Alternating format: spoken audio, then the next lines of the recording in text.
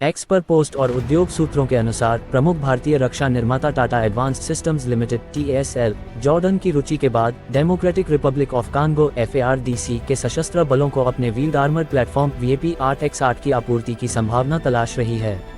ये कदम एक अन्य भारतीय फर्म अशोक लेलैंड द्वारा FARDC को 100 हाई मोबिलिटी वाहनों HMV-12X12 और 8x8 की आपूर्ति के लिए एक महत्वपूर्ण अनुबंध प्राप्त करने के तुरंत बाद आया है, जो भारत और DRC के बीच रक्षा संबंधों को गहरा करने का संकेत देता है।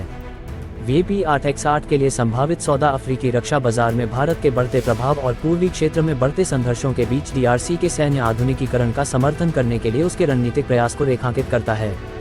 TASL और रक्षा अनुसंधान एवं विकास संगठन DRDO द्वारा संयुक्त रूप से विकसित VAP-8-8 एक उभयचर मॉड्यूलर बख्तरबंद वाहन है जिसे समकालीन युद्ध क्षेत्रों की आवश्यकताओं को पूरा करने के लिए डिजाइन किया गया है।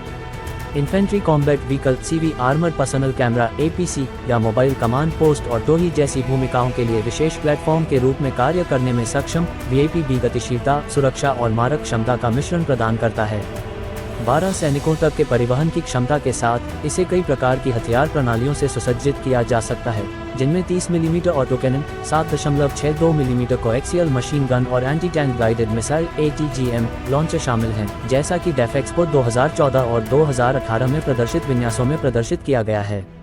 वाहन का मॉड्यूलर डिजाइन विविध परिचालन वातावरणों के लिए त्वरित अनुकूलन की अनुमति देता है, जो FARDC के लिए एक महत्वपूर्ण विशेषता है, जो पूर्वी DRC के चुनौतीपूर्ण भूभागों में संचालित होता है, जिसमें उत्तर और दक्षिण किवू के पहाड़ी और वन क्षेत्र शामिल हैं।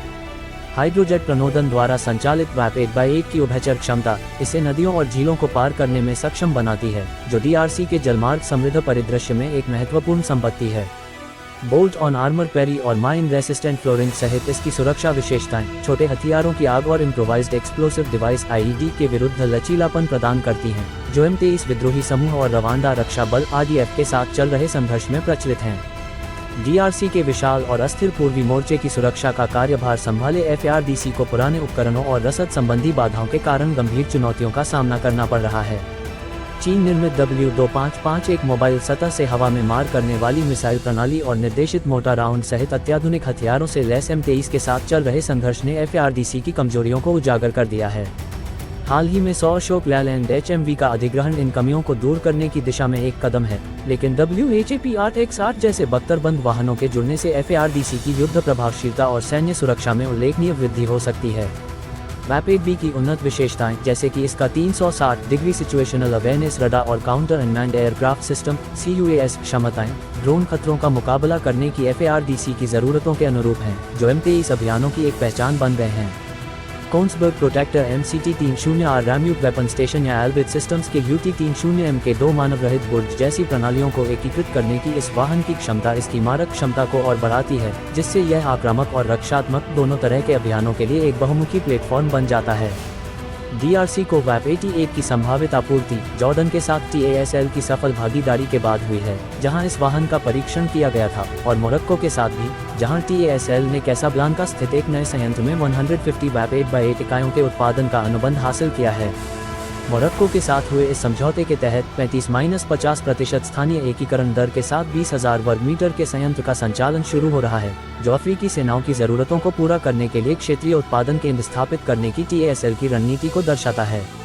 इस मॉडल को DRC में भी अपनाया जा सकता है, जहां स्थानीय असेंबली या रखरखाव सुविधाएं रोजगार सृजन और कौशल विकास को बढ़ावा दे सकती हैं, जो DRC के आर्थिक और सैन्य आत्मनिर्भरता के प्रयासों के अनुरूप है।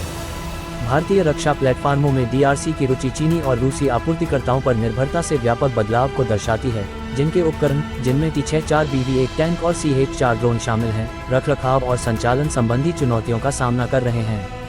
भारत के लागत प्रभावी युद्ध सिद्ध समाधान, जैसे कि WHAP-88 एक विश्वसनीय विकल्प प्रदान करते हैं, खासकर जब FARDC क्षेत्र में चीनी हथियारों के प्रसार का मुकाबला करना चाहता है। ये सौदा DRC के साथ भारत के ऐतिहासिक संबंधों को भी मजबूत करता है, जिसमें संयुक्त राष्ट्र शांति अभियानों MONUSCO में योगदान भी शामिल है, जहां भारतीय सेनाओं ने रसद सहायता के लिए टाटा के वाहनों को तैनात किया है। आप यहां तक सुन चुके हैं तो चैनल को लाइक और सब्सक्राइब करें और शेयर करना ना भूलें। धन्यवाद।